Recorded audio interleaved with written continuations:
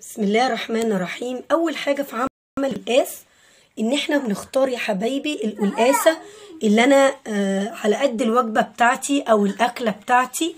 يعني ما تعمليش 2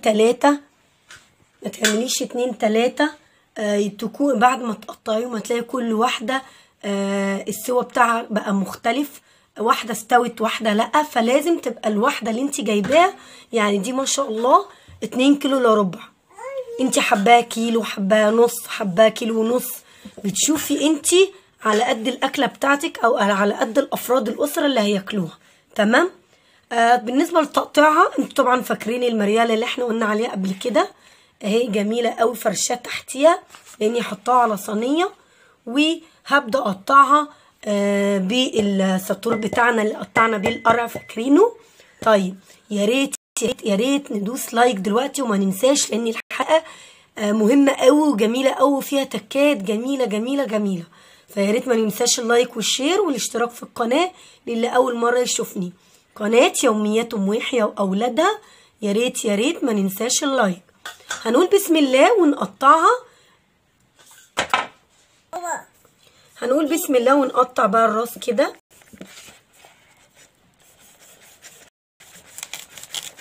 ونقشرها عادي جدا. اهم حاجه يبقى معاكي سكينه حاميه تشيلي ايه، هتقطعيها الاول. انا بشوف ان هي التقطيع بتاعها لما تقطعيه كله احسن، وممكن تعمليها برضو قطع صغيره عشان تقدري تقشريها، يعني تملكيها كده كويس، تحطيها برضو على فوطه او زي ما انا عامله كده عشان ما تهجريش منك، وتقطعيها. قطعت يا حبايبي القلقاس عبارة عن حلقات، لان بصراحة كانت جامدة جدا، فقطعتها على اساس ان انا املكها اكتر، وابدأ بقى ايه بالسكينة اجيب الطبقة اللي ايه هتبقى سهلة عليا، اقطع كده زي ما بنكمل كده يا حبايبي. بقت معانا ما فيهاش اي حاجة اهو. تمام. امسك الحتة التانية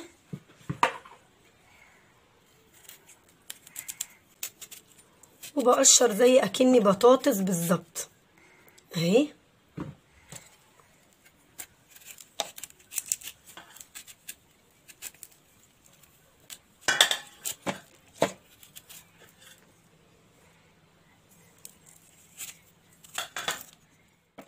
بسم الله الرحمن الرحيم. كل اللي عملناه ان قطعناه حلقات كده بالسمك ده، وببدأ على قطاعة اعمل بقى عشان يكون حجمه زي بعض، اخلي بالي قوي لان بيأثر في السوا. تمام. بجد هتشوفوا معايا تكات جميله وان شاء الله هتطلعوا بطعم يبهركم.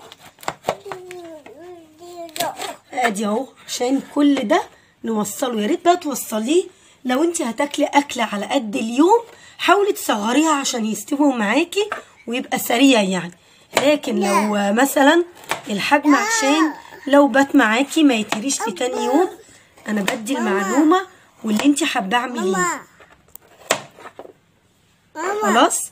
ادي طلعنا المكعبات اللي احنا عايزينه اهو بالحجم ده. هخلص بقى القلقاس معاكم، هخلص القلقاس وتقطيعه واوريه لكم ان شاء الله.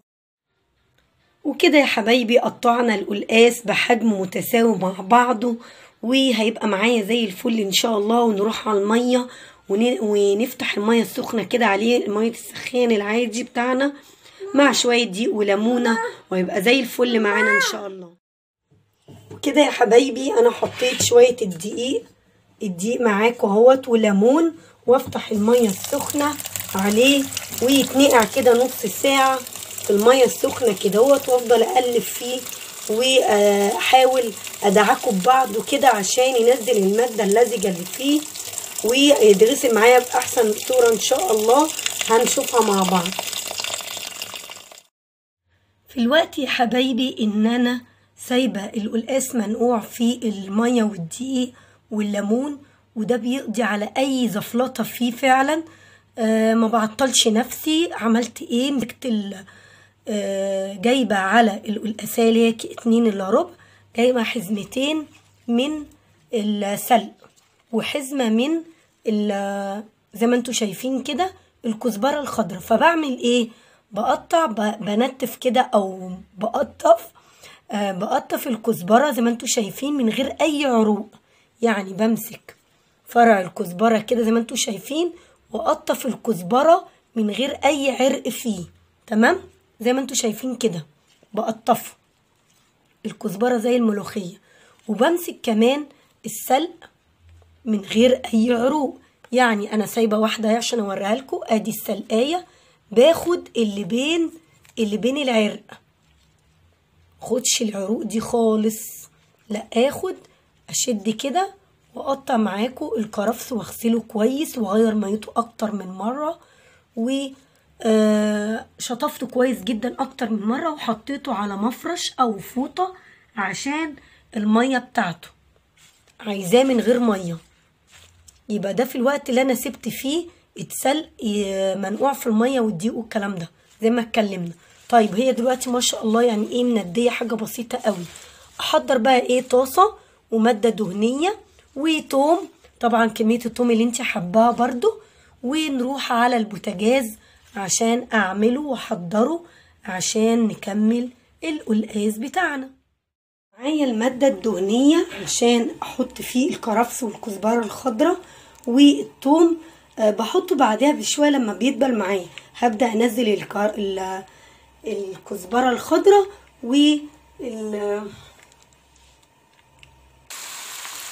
حطيت يا حبايبي الكزبره الخضراء والسلق اللي معايا زي ما اتفقنا. هبدا اقلبه بقى لحد ما برضو يهبط كده ويوصل لدرجه السوى. ابدا انزل فيه الثوم زي ما انتوا شايفين كده هبط معايا شويه. طبعا الماده الدهنيه برضو كميتها راجعه ليكي، وكميه السلق والكزبره راجعه ليكي، لان في ناس بيحبوا القلقاس غامق وفي بيحبوا فاتح. كل ما هتكتري في السلق كل ما يغمق معاكي. برضو حاولي تعملي كميه بزياده، والله خدي الكميه اللي انت عايزاها للقلقاس وممكن تفرزيه لاي وقت انت تحتاجيه. تقولي لما يبرد خالص بتحطيه في بطرمان عندك ازاز وبتشيليه في الديب فريزر، ما بيجرالوش اي حاجه. تمام؟ انا بقلب اهو معاكم، عايزاه يهبط كده، لان طبعا الثوم اللي انا دقاه لو انت مقطعاه حتت او حطاه صحيح ممكن تحطيه من الاول عشان يبدا يطرى وكده. لا انا دقاه وبحبه ما يكونش متفرز الثوم في الحاله ديت. بحب الثوم ما يكونش متفرز في القلقاس عشان يدي الطعم الجميل بتاعه. تمام؟ وطيت على السلق معايا والكزبره وابدا بقى يا حبايبي. هو خد معايا بتاع ساعه. الساعه دي انا زي ما قلت لكم نضفت السلق وظبطته هو والكزبره وغسلته وشطفته وسبته يتهوى وظبطت حاجتي كلها. مفيش اي حاجه في القلقاس ولا زفلطه. بصوا خشنه يعني بجد بجد تحفه. الدقيق مع الليمون بيخليه تحفه وزي الفل وابيض زي الفل. ماشي؟ ابدا بقى اشطفه كذا مره وارجع لكم عشان نحطه في الشوربه بتاعتنا. هشطفه كذا مره بعد ما سبته ساعه اهو ونرجع نكمل مع بعض. وكده القلقاس بقى زي الفل معايا وزي الفل قشطه. يعني بسم الله ما شاء الله بقى زي الفل من غير اي تلزيقه خالص نهائي. حطيته في مصفى وهبدا بقى احضر الشوربه بتاعتي. وطبعا القلقاس فيه فوائد كتيره جدا، في زنك، في حديد، في فيتامين سي، فيتامين الف، بيقي من السرطان. بجد فوائده كتيره جدا. وحاولي ان كان حد عندك ما بيحبوش يحبه، لان فعلا هو جميل جدا. اسقهوله بالشوربه بيبقى جميل. صغري حجمه، حاولي تحببي الاطفال عندك فيه لانه فعلا مفيد جدا جدا جدا.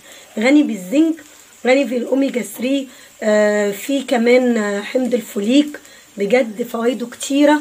وهنيجي هنروح على الشوربه عشان نسقط القلقاس بتاعنا. معايا شوربه اللحمه الجميله اللي احنا قبل كده عملنا سلقنا اللحمه مع بعض وعارفين طريقتها وشايفين قد ايه لونها جميل وفاتح وحلو، عشان بنستخدم في الشوربه توابل خشبيه، توابل صحيحه مش ناعمه. هبدا انزل بالقلقاس وقول بسم الله وهنزله في الشوربه.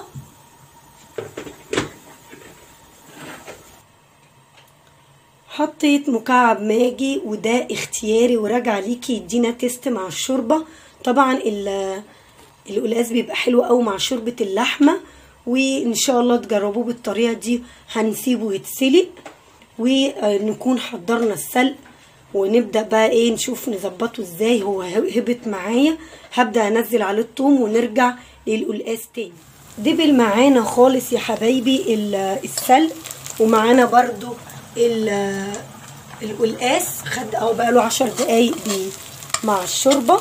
ابدا بقى الريحه طلعت رهيبه رهيبه طبعا كده، وبقعد ادعك المعلقه فيه عشان اتاكد من السوا بتاع السلق والكزبره. شفتوا الحزمتين السلق وحزمه حزمتين السلق وحزمه الكزبره، كل شويه انسى معلش. بيبقوا صغيرين جدا بعد كده بيكشوا خالص. فزي ما قلت لكم دي اللي بتتحكم في درجه خضار القلقاس. تفضلي تدعكي كده بايدك عشان تستوي كويس وريحته تطلع.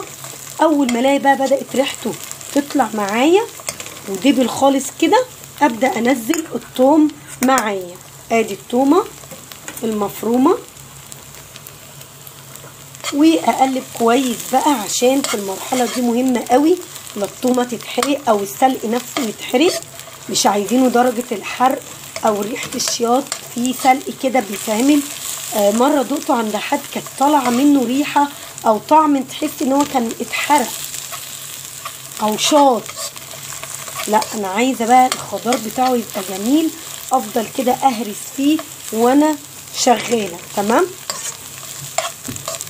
عشان اتاكد من سواه المظبوط، لاني انا بصراحه مش هضربه في الخلاط. انتوا ممكن تضربوه في الخلاط. انا بصراحه نسيت اعمل خطوه عشان بقالي كتير ما عملتش قلقاس، نسيت اعمل الخطوه دي. كانت عجباني قوي ان انا اقطع السلق والكزبره بالمقص حتت صغيره جدا. فلما تيجي تعمليها تشوحيه كده مع السمنه وكده ما بتحتاجيش، انت بتحمريه وكده تحطيه على طول، بتطلع كده شكلها جميل قوي. مع غير ان هو يبقى مضروب الشكل اللي اتعودنا عليه، مضروب كده ويبقى عامل زي ايه لون اخضر، لا ده بيبقى عامل زي اكنه كان مجفف وصحي او ما ينزل على الشرب. فيا ريت تعملوها ان انتوا تقطعوا السلق والكزبره بالمقص صغير جدا، وبعد كده تشوحوه مع السمنه، وفي الاخر كده بالثومه تحطوها وما تضربيهاش. لا بعد ما توصلي للسوى المظبوط انزلي بيه على القلقاس بعد ما يستوي، بتدي شكل جميل قوي. وصلت يا حبايبي لحد ما كش خالص السلق معايا والثومه وبدأ يتحمص كده واحس بصوت خروشه. نزلت كمان بمعلقه كزبره ناشفه ناعمه، وابدا بقى ادي الريح، تطلع الريحه بقى رهيبه. انا بحب الكزبره الناشفه والخضراء صراحه. ابدا بقى التشويحه الاخيره دي، خلاص هو نشف معايا، ده دليل ان السلق استوى معايا. ان انا بفرده كده احس بخروشه فيه، بس يكون لسه اخضر يعني مش محروق. انا شايفه كده حلو قوي. لما اسيب برده تكه فيه خضار بيبقى حلو قوي. ماشي، هبدا بقى ايه اول استوى معايا القلقاس هبدا انزله على القلقاس. تقدروا يا حبايبي برضو تحطوا السلق ده مع شويه شوربه وتضربوه في الخلاط ونحطه بعد كده على القلقاس. انا قلت لكم افكار كتير، بس فعلا لما بيكون قطع كده جواه بحس ان هو احلى وشكله احلى. تمام، هوريكم دلوقتي معايا انا هسقطه على القلقاس. وكده يا حبايبي انا سقطته على القلقاس اللي استوى معايا. ونخلي بالنا ما نهروش قوي عشان لو بات معاكي تاني يوم ما يتريش اكتر. خليه كده في تكه.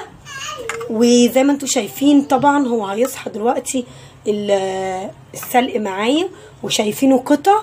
زي الخضره كده. لا انا بحب المنظر ده، شكله بيعجبني كده، غير ان هو يتضرب. حابه ليكي الاختيار ان تضربيه في الخلاط او الهاند بلندر براحتك. انا بحب منظر ان هو ايه، يبقى معاكي زي ان انت مقطعاه صغنن. انا حابه المنظر ده قوي، وولادي بيحبوه كده، بيبقى شكله جميل. بسم الله الرحمن الرحيم. كده يا حبايبي بقى معانا احلى قلقاس بشكله الجميل زي ما انتم شايفين، طالع اللون خطير، والقلقاس ما شاء الله وزي الفل، وابيض وزي الفل. زي ما انا قلت لكم المنظر ده راجع ليكم. حابه تضربي السلق اضربيه، انا بحبه بالمنظر ده. يا ريت تجربوه وتقولوا لي في الكومنتات ايه رايكم، ومين حبه بالطريقه ديت. ويا رب يا رب يكون يعجبكم، وما ننساش اللايك حالا للفيديو لانه يستاهل. انا تعبت فيه وبقدم لكم كل اللي انا بقدر اقدمه لكم، وكل ما في تفكيري وخبرتي ليكم. والسلام عليكم ورحمة الله وبركاته.